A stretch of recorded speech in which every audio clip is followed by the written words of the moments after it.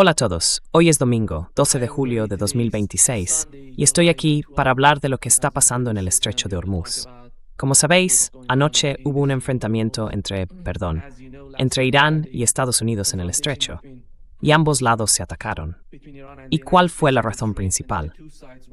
Volvemos al estrecho de Hormuz. Hace apenas unos momentos hemos sabido algo de parte del CENTCOM. Esto es lo que ha anunciado CENTCOM hace un momento. El estrecho de Hormuz está abierto. Estamos haciendo todo lo posible para garantizar el paso seguro de los buques por el estrecho. Irán no controla el estrecho de Hormuz y el tráfico está fluyendo. Básicamente están diciendo que ellos controlan el estrecho de Hormuz y que está abierto y funcionando con normalidad.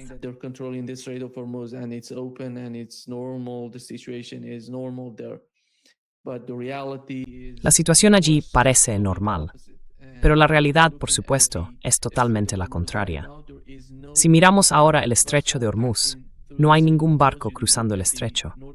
En la parte norte se ven algunos buques, petroleros sobre todo, que están básicamente relacionados con Irán y con las fuerzas o el gobierno iraní. En la parte sur, que se suponía debía ser utilizada por Estados Unidos y por el ejército apoyado por las fuerzas estadounidenses, cerca de la frontera con Omán, no se ve ningún movimiento. Así que es la situación real ahora mismo en el estrecho. Y aquí está el comunicado de la PGSA iraní, como la llaman, la Autoridad del Estrecho del Golfo Pérsico. PGSA, as they call it, Persian Gulf Strait Authority. They said that they closed the Strait of Hormuz because of the U.S. Dijeron que habían cerrado el estrecho de Hormuz por la actividad de Estados Unidos, por la presencia de fuerzas estadounidenses en el estrecho. Así que, ahora mismo, mientras hablamos, el estrecho está completamente cerrado. Y dicen que si tienes cualquier tipo de solicitud, tienes que enviársela a través de su página web. Tienen una web y se menciona en esa carta, en ese comunicado, pgsa.ir. Entras ahí y les mandas tu solicitud. Esa es la realidad del estrecho de Hormuz. Y lo que ocurrió anoche, creo que es importante. Por la escalada que se ha producido, Irán de alguna manera amplió su tipo de respuesta o de represalia. Ayer, Irán atacó 2 petroleros que intentaban pasar por el estrecho de Hormuz, utilizando la parte sur del estrecho. Through the Strait of Hormuz using the southern part of the strait. And then at night we've seen the United States. Y luego por la noche vimos a Estados Unidos. Y finalmente, Irán anunció anoche que va a cerrar completamente el estrecho de Hormuz, porque Estados Unidos está intentando manipular la situación en el estrecho. Y eso no se basa en lo que habían acordado, según el memorando de entendimiento. Mucha gente se pregunta, ¿qué es ese memorando? Y dicen que no significa nada. Pero al menos ahora hay un documento sobre la mesa, y ambas partes pueden decir, tú firmaste este documento, así que tienes que cumplir con esos artículos, con esos párrafos del memorando. En el memorando se dice, en el artículo, párrafo 5, que Estados Unidos no tiene nada que ver con esta incursión. Paragraph 5 says the United States has nothing to do with the strait. It's all about Iran. Todo gira en torno a que Irán gestione esta operación, garantizando el libre paso de buques y petroleros durante 60 días. Y en los primeros 30 días, Irán hablaría con el gobierno de Omán para definir un nuevo mecanismo para esta operación. Eso es lo que se menciona en el memorando de entendimiento. Así que no hay ninguna referencia a que Estados Unidos participe, coopere o envíe tropas o fuerzas en esta operación. Algo que, por cierto, el propio memorando rechaza. El texto del memorando no menciona a Estados Unidos. Y más adelante, una de las principales preocupaciones de los iraníes es precisamente esa. ¿Cuál es la misión de Estados Unidos en esta operación? ¿Por qué necesitan participar? ¿Intentan ayudar a los petroleros? ¿O están tratando de enviar más armas?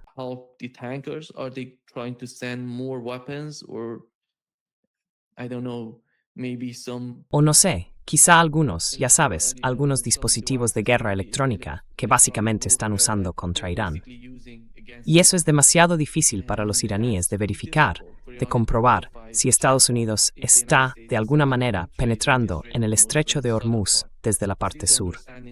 Esa es la interpretación por parte de los iraníes.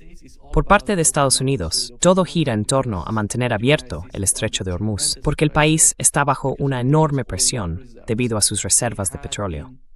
En enero de 2025, cuando la administración Trump asumió el poder, las reservas de petróleo de Estados Unidos eran de 395 millones de barriles. Luego, las aumentaron hasta 415 millones, es decir, unos 20 millones de barriles más.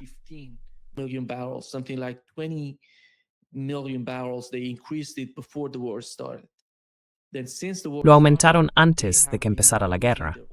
Desde que comenzó, han estado usando sus reservas de petróleo.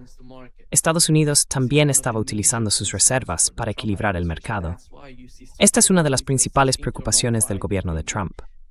Por eso se nota cierta diferencia, esa lucha interna entre Donald Trump y Benjamin Netanyahu, y todo gira en torno a la economía. Si algo va a romper este tipo de cooperación, será la economía. Si se les presiona, tendrán que decidir. La preocupación de Israel no tiene que ver con la economía. No tiene mucho que ver con eso, y no les importa demasiado.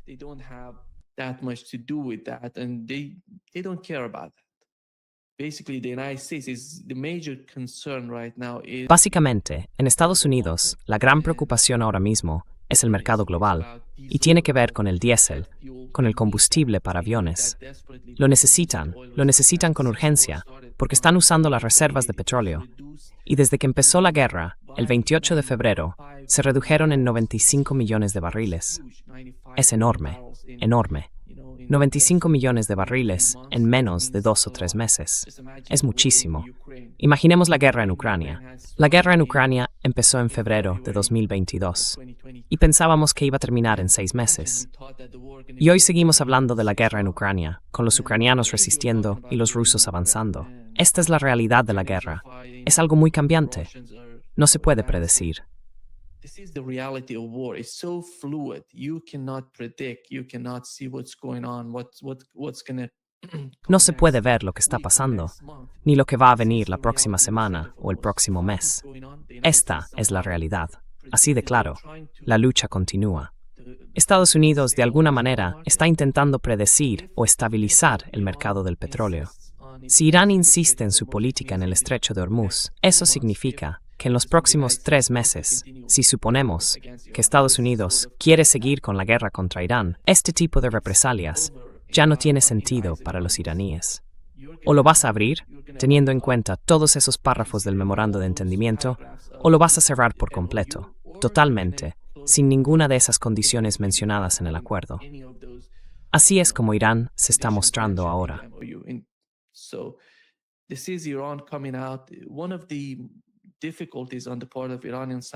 Una de las dificultades que tuvieron los iraníes en el plano psicológico fue el funeral del difunto líder supremo de Irán. Desde el asesinato, estaban pensando en cómo podrían organizarlo. Finalmente lo consiguieron. Durante 4 días, más de 40 millones de personas salieron a las calles para el funeral. Era una gran preocupación para el gobierno iraní garantizar la seguridad de toda esa gente que estaba en la calle. Pero esos días ya pasaron y acaban de enterrar al difunto líder supremo de Irán. Ahora no tienen ningún tipo de preocupación. Según tengo entendido, incluso esa misma noche, la noche en que celebraron el funeral en Irak, Estados Unidos atacó a Irán y Irán respondió.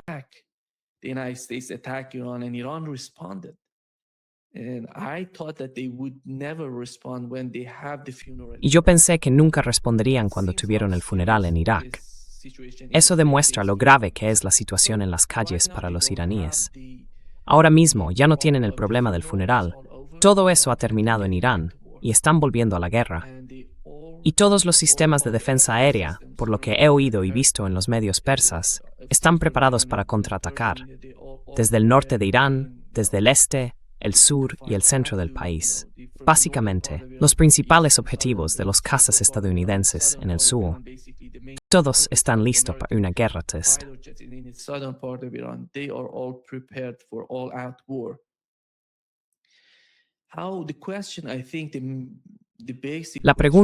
Creo que la pregunta fundamental es cómo Donald Trump puede resolver el problema del mercado del petróleo, que fue la razón principal por la que decidió firmar el memorando de entendimiento.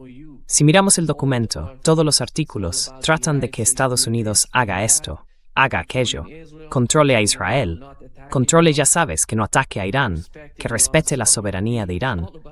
Todo gira en torno a lo que hace o deja de hacer Estados Unidos. Así que, en el fondo, se trata de si Estados Unidos está dispuesto a cambiar su comportamiento. Esa es la cuestión para nosotros, los que estamos fuera. No tenemos mucha información ni de Estados Unidos ni de los iraníes, pero vemos lo que está ocurriendo, las consecuencias de esas políticas tan devastadoras por parte de quienes toman las decisiones.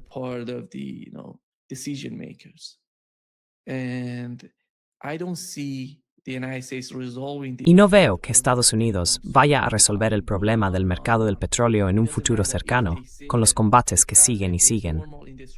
Da igual que digan que el tráfico es normal a este ritmo para la mayoría de la gente. Ya sabes, que los petroleros entran y salen. Eso no está pasando.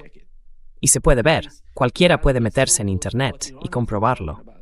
Al menos, la realidad está más cerca de lo que dicen los iraníes que de lo que el CENTCOM intenta mostrarnos. Esa es la realidad. Anoche, cuando empezó la guerra, Estados Unidos atacó a Irán y empezaron con los HIMARS, usándolos desde Bahrein y Kuwait. Comenzaron a golpear objetivos cerca de Bahrein, justo al otro lado del Golfo Pérsico.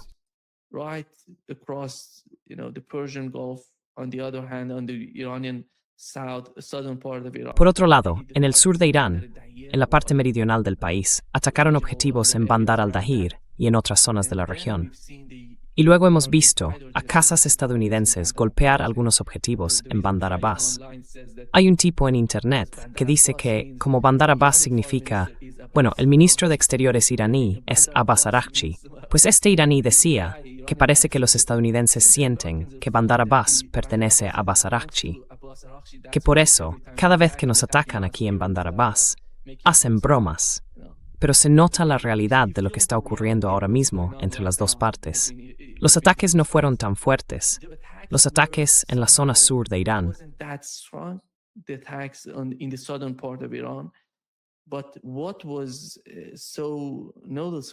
Pero lo que fue realmente llamativo e importante fue la gran respuesta de Irán. Han ampliado las represalias. Se ven los objetivos en Qatar. Qatar no formaba parte de los blancos iraníes antes. Pero en las dos últimas represalias, Irán atacó Qatar. Y anoche fue muy serio. Alcanzaron los objetivos, ya sabes, esas zonas que utilizan los cazas estadounidenses.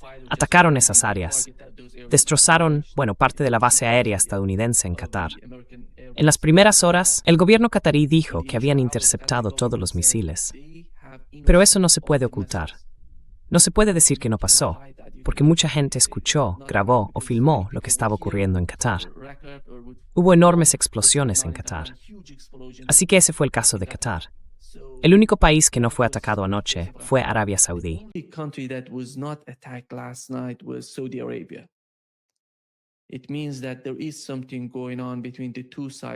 Significa que está pasando algo entre las dos partes, Arabia Saudí y los iraníes. Conversaciones, negociaciones, lo que sea. El nuevo acuerdo sobre el estrecho de Hormuz. La comunicación que mantuvieron a través del gobierno pakistaní y luego directamente entre ellos. Pero, como no sabemos qué es exactamente, cuál es la naturaleza o la realidad de esas conversaciones que se dan entre bastidores, tenemos que interpretarlo. Hay que sacar alguna conclusión basándose en su comportamiento. Si Irán no está atacando a Arabia Saudí, eso significa algo. Pero anoche escuchamos sirenas en los Emiratos Árabes Unidos, aunque parece que ninguno de los objetivos allí fue alcanzado. No atacaron a los Emiratos. Sin embargo, para nuestra sorpresa, por primera vez, Irán atacó el país de Omán. Y fue un ataque sorpresa.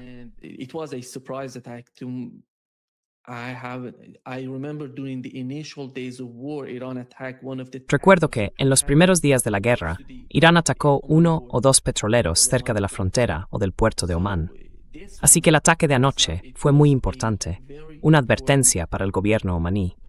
La Guardia Revolucionaria atacó el centro de suministro, logística y repostaje de la Marina estadounidense en Omán. Creo que este ataque va a cambiar la realidad. Si alguno de vosotros coopera o facilita ataques contra los iraníes, vais a tener muchos problemas. No importa si se trata del gobierno de Omán, porque hoy el gobierno omaní convocó al embajador iraní en el país y le dijo que debía respetar su soberanía. Pero esto funciona en ambos sentidos. Si no respetas la soberanía de tu vecino, ¿cómo esperas que él te respete a ti? Can you expect them to respect you? So, if you are cooperating, you're facilitating the Así attacks que, on Iran. si estás cooperando, estás facilitando los ataques contra Irán. Creo que desde el punto de vista iraní, la idea es que Omán, de alguna manera, está facilitando y ayudando, como dije, con el repostaje de los aviones cisterna. Necesitan usar esos aviones cisterna para los cazas, porque esos cazas vienen básicamente desde Jordania y desde Israel. Así que en el trayecto de ida y vuelta necesitan al menos 2 repostajes para los cazas que atacan y regresan a Jordania. Anoche alcanzaron los objetivos con al menos 3 impactos directos en una base estadounidense en Jordania. Así que, dejando a un lado Arabia Saudí, hubo algún tipo de ataque contra todos esos países del Consejo de Cooperación del Golfo en la región. Esto es algo nuevo. Omán es muy importante. Omán es realmente muy importante. Oman is so important. Oman is so important. There were some reports last night that Iran's Anoche hubo algunos informes que decían que las fuerzas especiales de Irán estaban minando la parte sur del estrecho de Hormuz. Estoy intentando comprobar las últimas noticias y no he vuelto a ver nada que lo mencione. Pero parece que Irán intentó, o ya ha minado, esa zona sur del estrecho. Eso significa que están obligando físicamente a todo el mundo a usar la parte norte, las rutas designadas por la Guardia Revolucionaria iraní. Y si eso es así, van a controlar por completo el estrecho. Y no habría ningún tipo de guerra de fricción, ni una guerra de desgaste entre Irán y Estados Unidos en la parte sur, cerca del gobierno de Omán. in the southern part, close to the Omani government. Maybe Oman said to Iran, and we cannot do anything. Puede que Omán le haya dicho a Irán, no podemos hacer nada, porque si Estados Unidos quiere actuar cerca de la frontera omaní, el gobierno de Omán no tiene tanto poder ni tanta independencia como para decidir sobre eso. Por eso están bajo una presión enorme por ambos lados, tanto de los iraníes como de los estadounidenses. Y su forma de verlo es que en el fondo son un gobierno pacífico. No se comportan como los Emiratos Árabes Unidos, que están luchando junto a Arabia Saudí, por ejemplo, en Yemen, en Somalia o en Libia. Pero Omán no es así. Son diferentes, son pacíficos, no quieren tanto conflicto y se sienten muy cómodos con esa idea. And they feel so good with this sort of concept. But when you have the American air base, Pero cuando tienes una base aérea estadounidense en tu territorio, entonces ves las consecuencias de eso, porque Estados Unidos no tiene tanta capacidad en sus bases en los otros países del Consejo de Cooperación del Golfo. El único país que no fue atacado por las fuerzas iraníes durante la guerra de 40 días entre Irán y Estados Unidos fue Omán. Así que básicamente todo lo que tenían en Omán quedó intacto. Y parece que, como no disponen de esas instalaciones, ni de ese equipo en los demás países del Golfo, intentan utilizarlos. Ahora mismo están usando Omán como su principal punto de apoyo para estos ataques. Sort of source for these attacks. That's why you see the Iranian attack somehow sending a sign. Por eso se ve que el ataque iraní está, de alguna manera, enviando un mensaje al gobierno de Omán. ¿Queréis seguir con esto? ¿De verdad queréis convertiros en algo como Bahrein o Kuwait? Porque pueden destruir todo lo que Estados Unidos tenga en Omán. Ya lo han demostrado con ataques a otras bases en la región. Así que, en la mente de los iraníes, lo que está ocurriendo es que ese estrecho va a cerrarse. Si miramos el memorando de entendimiento, ninguno de esos artículos tiene ya sentido cuando Estados Unidos está violando cada una de sus cláusulas. Hace apenas unos momentos, el presidente del Parlamento iraní ha salido y ha publicado esto. La era de los acuerdos unilaterales se ha terminado. Os lo dijimos. One-sided deal is over. We told you. Keep your word or pay the price. Reality is Cumple tu palabra o paga el precio. La realidad está llamando a la puerta. Esto no es una señal para la administración Trump de que el gobierno iraní vaya a echarse atrás. Y este es el hombre que intentaba negociar con Estados Unidos de buena fe. Está bajo una presión enorme en Irán precisamente porque negoció con Estados Unidos. Dicen la gente, lo viste en el funeral. La gente está furiosa con los negociadores. Les llaman apaciguadores, ya sabes, y les llaman conciliadores. La simple traducción de lo que dicen sería: tú eres el conciliador. Estás intentando ignorar el hecho de que Estados Unidos asesinó a los comandantes iraníes.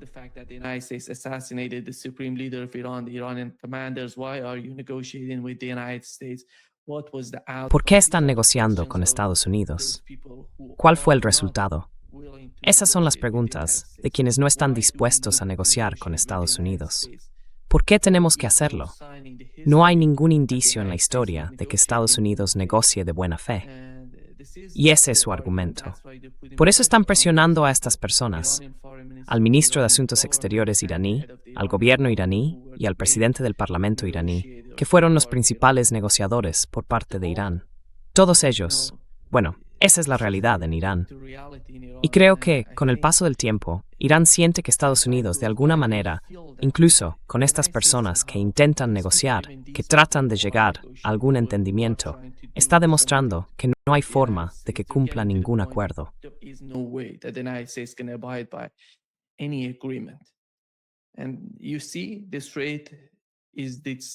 Y verás, esta tasa es la señal básica, sería una señal importante para Estados Unidos.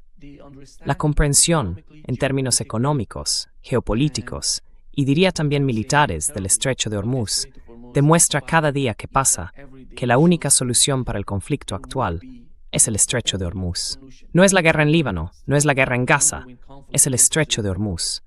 Porque lo único que podría aportar algo de cordura a la política exterior de Estados Unidos, según las evaluaciones y el análisis del gobierno iraní en este momento, es que ellos controlen el Estrecho de Hormuz, ejerciendo presión sobre la economía global, sobre la economía estadounidense y sobre todos esos países que de una forma u otra están apoyando entre bastidores todo el concepto de esta guerra.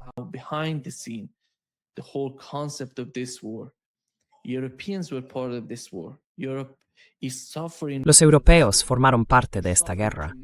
Europa está sufriendo por culpa de esta guerra. Están sufriendo muchísimo. Fíjese en la economía de Alemania. El vicecanciller alemán dijo hace poco que se suponía que tenían que recuperarse, de alguna manera, de las pérdidas que sufrieron por la guerra en Ucrania. Pero la guerra, dijo él, la estúpida guerra en el Golfo Pérsico, empeoró la situación para Alemania. ¿Y hay alguna señal de que vayan a cambiar su comportamiento? No, no hay ninguna señal. Los europeos son tan... Para mí, las políticas más sorprendentes se han tomado en Europa desde que empezó la guerra. Básicamente se apuñalaron a sí mismos por la espalda. Se apuñalaron por la espalda al cooperar con Estados Unidos.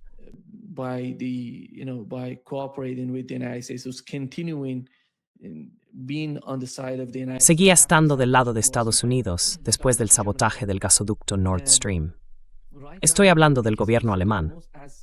Y ahora, con el caso del Estrecho de Hormuz, como mencionó hace poco el secretario general de la OTAN, Mark Rutte, hubo más de 8.000, o entre 4 y 5.000 ataques contra Irán durante la guerra, y se estaban utilizando bases estadounidenses en Europa. Así que forman parte de la guerra. No están fuera de esta discusión. Foftekin las guerras. No están cooperando con Estados Unidos en el Estrecho de Hormuz. Pues no han sus propias capacidades. Because they know their capabilities. If the United States, if the Navy, Si Estados Unidos, si la Marina, ya sabes, creo que todos podemos estar de acuerdo en que la Marina de los Estados Unidos es la más poderosa del planeta ahora mismo. Si ellos no son capaces de abrir el Estrecho de Hormuz, ¿qué puede aportar Europa a la situación que cambie esa realidad en el Estrecho? Lo único que no hicieron fue cooperar con el Estado o enviar fuerzas al Estrecho para ayudar a Estados Unidos. Y Donald Trump les estaba presionando, suplicando. ¿Te acuerdas? Suplicó más de 1000 veces, tuiteando y pidiéndoles, venid, ayudadnos, haced esto, haced lo otro. Pero decidieron no intervenir en esa operación por sus capacidades, no porque no quisieran formar parte de ella.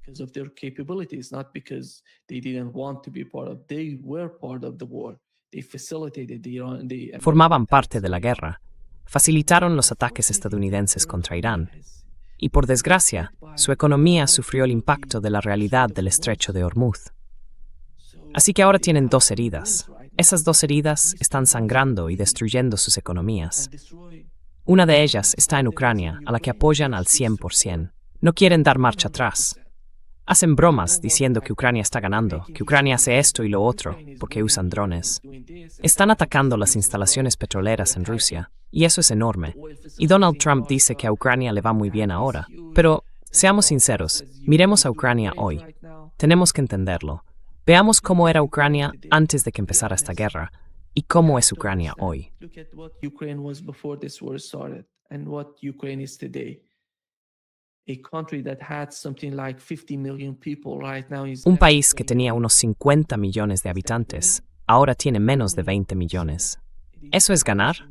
Según las cifras, las estadísticas muestran que más de 2 millones de soldados murieron durante la guerra. Eso es ganar. Ucrania ha perdido el 80% de su PIB por culpa de la parte oriental del país. Ahora mismo, Rusia, una parte del territorio ruso, según la Constitución de Rusia. Eso es ganar. ¿Cómo se puede decir que Ucrania está ganando? Esta es la lógica.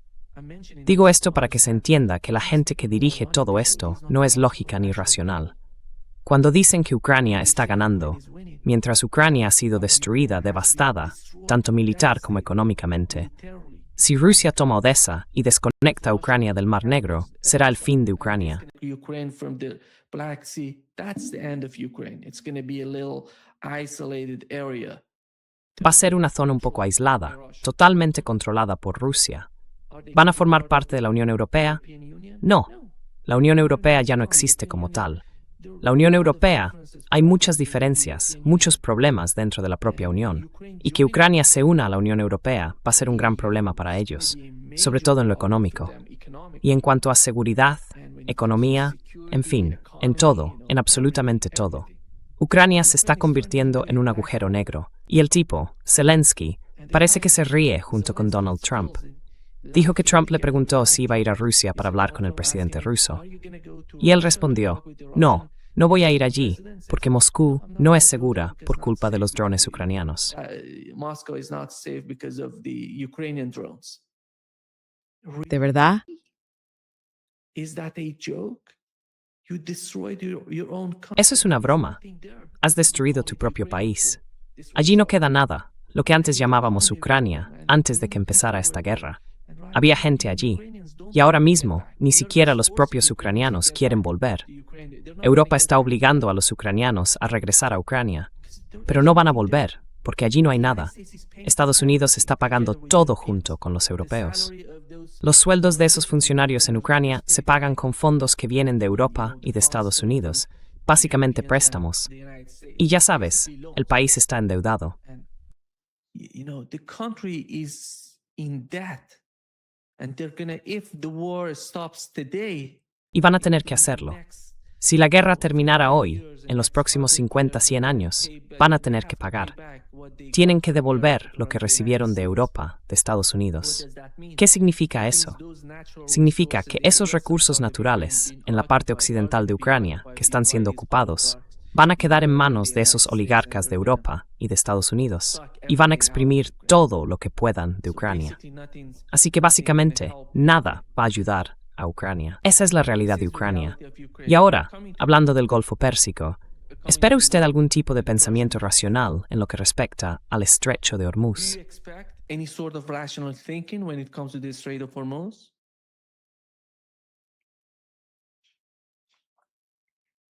I don't see that. No lo veo así. Mira Ucrania. Creo que esa es la realidad. Pero la diferencia ahora en el Golfo Pérsico es que Estados Unidos está directamente afectado por lo que pasa en el Estrecho de Hormuz. Y si quieren seguir adelante, van a sentir la presión. Van a notar el impacto del cierre del Estrecho de Hormuz. Donald Trump dijo que lo que ocurre en Ucrania no afecta al gobierno estadounidense ni a su administración, pero no es el mismo caso con el Estrecho de Hormuz.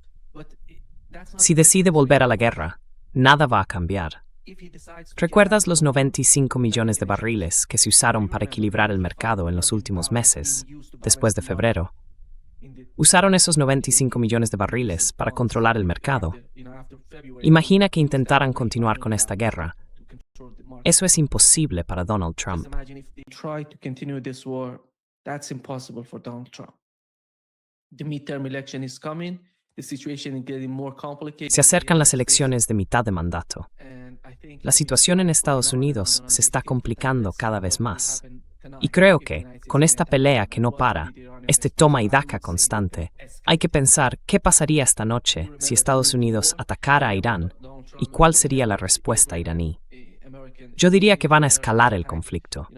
Recordad que durante la guerra, cada vez que Donald Trump, o cuando Israel y los estadounidenses atacaban, por ejemplo, un hospital o una instalación en Irán, ellos respondían 4 veces. Ahora el concepto es el mismo. Han vuelto a la guerra. Si atacas a Irán, van a responder, van a contraatacar. Ese es el planteamiento de los iraníes. Creo que nosotros como pueblo tenemos que entender que los líderes que están dirigiendo todo esto no son adultos.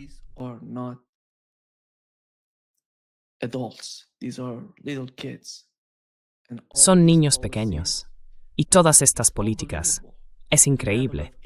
El nivel de ignorancia es increíble. Vas y firmas el memorando de entendimiento porque no eres capaz de derrotar a Irán militarmente en el estrecho de Hormuz.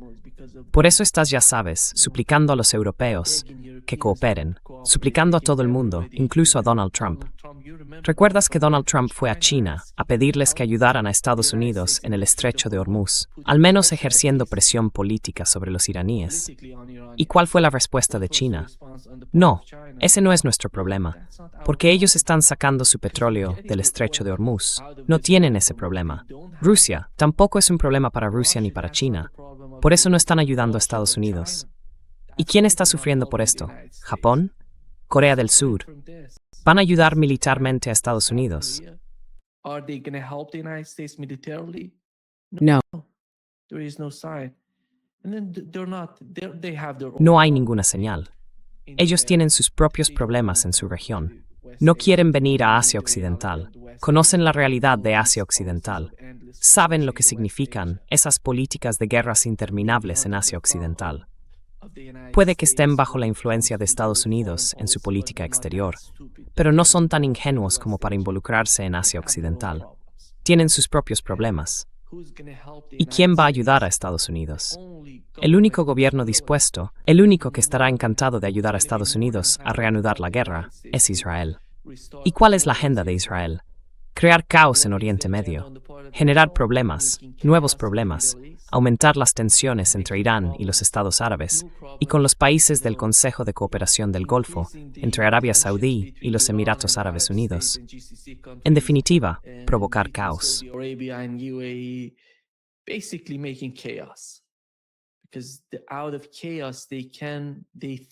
Porque creen que del caos pueden sacar provecho. Yo pienso que es justo lo contrario. Y la agenda de Israel es una locura, una auténtica locura. Y en el Líbano, por cierto, el caso del Líbano es importante. No lo había mencionado. Creo que el estrecho está directamente relacionado con el caso del Líbano, y también con el de los palestinos, con el de Cisjordania. Y últimamente hemos visto a mucha gente. El senador estadounidense Ro Khanna fue a Cisjordania. Dijo que los israelíes lo estaban tratando de una forma, bueno, increíble. Dijo que ellos mismos reconocen que lo reciben todo de nosotros, dijo Ro Khanna. Y aún así nos tratan así con impunidad.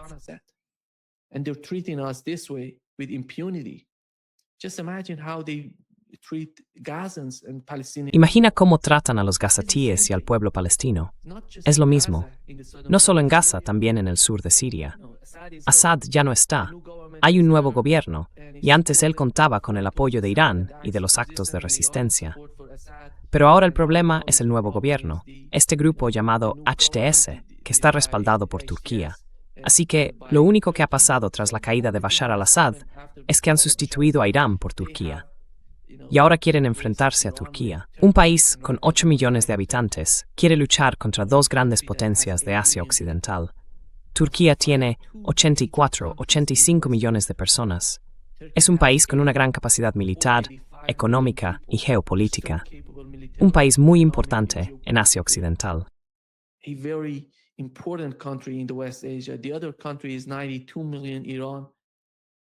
El otro país tiene 92 millones de habitantes, Irán, Hemos visto sus capacidades, tanto militares como económicas.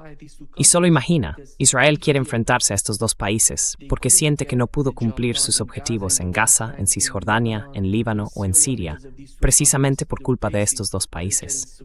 Están recibiendo apoyo. Todas esas zonas, Siria, todos esos países, están recibiendo apoyo de Irán y de Turquía. En el caso de Siria, será Turquía. Así que, cuando uno se siente así, entra en un ciclo de guerra sin fin. Y este es el caso de Estados Unidos. Creo que la decisión tiene que venir de Estados Unidos. ¿Qué es lo que quieren de la región? Este es el momento para que Estados Unidos reevalúe y reconsidere sus políticas en Asia Occidental.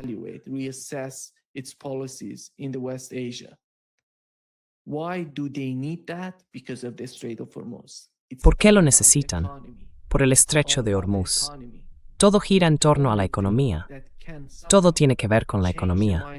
Lo único que podría cambiar de alguna manera la mentalidad de Estados Unidos en Asia Occidental sería la economía. La clave está en el estrecho de Hormuz. E Irán lo entiende perfectamente. Antes todo eran palabras. Vamos a cerrar el estrecho de Hormuz. Están haciendo esto y presionando a Estados Unidos. Ahora es algo práctico. Lo están haciendo en este mismo momento. Esa es la solución. Esa es la solución para la región.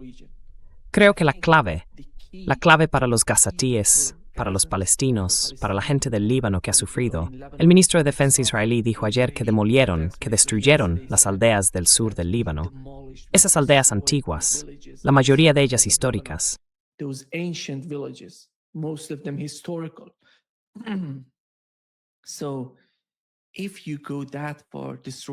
Así que, si llegas tan lejos, destruyéndolo todo, que básicamente es la agenda principal en el sur de Siria, a ellos no les importa si tienes a Hezbollah, si tienes a Bashar al-Assad, o si tienes, ya sabes, al comandante del HTS, que por cierto está apoyado por Estados Unidos y la CIA. No les importan esas cosas. Lo que quieren es quedarse con la tierra, con el gran Israel. Pero esos tiempos se han acabado, porque ahora hay un nuevo punto clave en Asia Occidental. Y lo repetiría, una y otra vez. No se trata del gobierno en Siria, ni de las fuerzas en, digamos, Yemen o Irán. Se trata de cómo todos ellos pueden unirse para entender que la única forma de ejercer presión sobre Israel es a través del gobierno de Estados Unidos.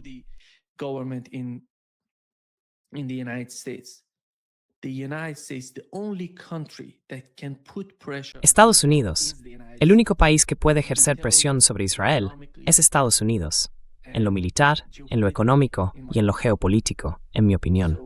Entonces, ¿cómo pueden hacerlo? ¿Quién tiene ese tipo de influencia sobre Estados Unidos? ¿Turquía? No. ¿Irán? Tampoco. Nadie la tiene. Nadie la tenía antes de que estallara esta guerra entre Irán y Estados Unidos. Ahora mismo hay una solución, que es el estrecho de Hormuz. Ellos se van a mantener al margen, van a controlar el estrecho. No retiras las fuerzas israelíes del sur del Líbano. El estrecho se cierra. ¿Vas a hacer algo al respecto?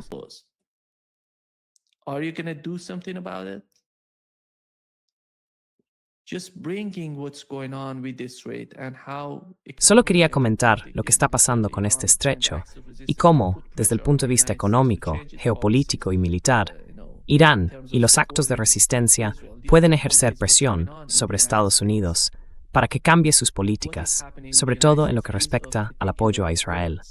El otro punto es lo que está ocurriendo dentro de Estados Unidos. Lo que pasa allí es especialmente importante. Estados Unidos ha cambiado. La opinión pública en el país ha cambiado muchísimo. Cuando ves al exalcalde de Nueva York, el exalcalde de Chicago, que además es un estadounidense judío, viajando a Israel, hablando con israelíes y diciéndoles que Mamdani, el alcalde de Nueva York, es ahora más popular, según una encuesta reciente, que su propio primer ministro en Israel. Déjalo que cale, dijo él. Sí, el alcalde de Chicago dijo, déjalo que cale. The mayor of Chicago said, let that sink in, telling Israelis. This is the reality. Decirle a los israelíes, esta es la realidad, ¿sabes? Durante muchos años, Estados Unidos apoyó a Israel militar y económicamente, pero ha llegado un momento en el que ya no hay manera. En mi opinión, Donald Trump llevó las cosas al límite, al punto máximo de lo que Estados Unidos podía hacer. El ataque a Irán era el objetivo final, y eso ha fracasado por completo. ha fracasado totalmente, y el resultado es tan devastador para Israel que incluso Benjamín Netanyahu sale y dice: lo hicimos. La guerra contra Irán fue un éxito. Destruimos su capacidad, su producción de misiles, su producción de drones, y el programa nuclear iraní ha desaparecido o ha quedado devastado o destruido. Porque está intentando, ya sabes, mentir.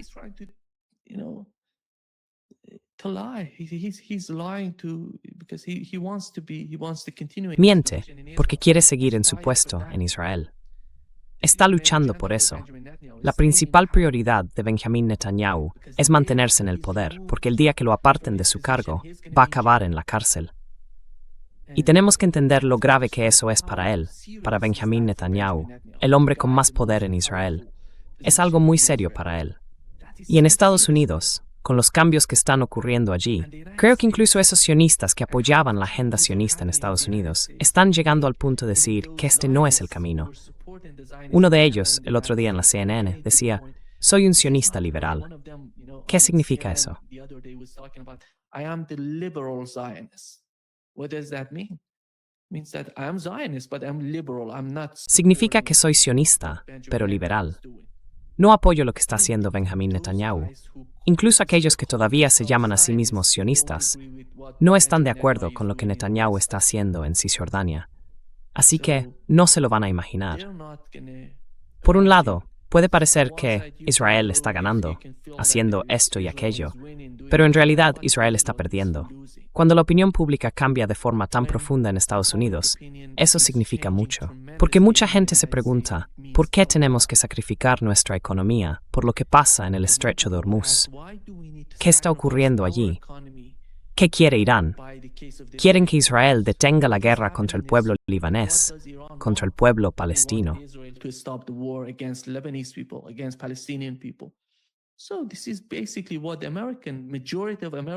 Así que básicamente esto es lo que quiere la mayoría de los estadounidenses. ¿Cómo es eso? ¿Es diferente? No. Conecta con mucha gente en Estados Unidos. Refleja la opinión pública en el país. Y eso va a debilitar la posición de Israel en Estados Unidos. Creo que este es el punto clave que Irán y los gobiernos de la región deben entender. Si apoyan, o de alguna manera no apoyan, a Irán en el caso del estrecho de Hormuz, no van a tener ningún tipo de solución para Siria, para Líbano, para Gaza, para Palestina, para Cisjordania. No habrá ninguna solución. El estrecho de Hormuz. Esa es la solución. Muchísimas gracias por acompañarme hoy. Un placer, como siempre. Great pleasure, as always.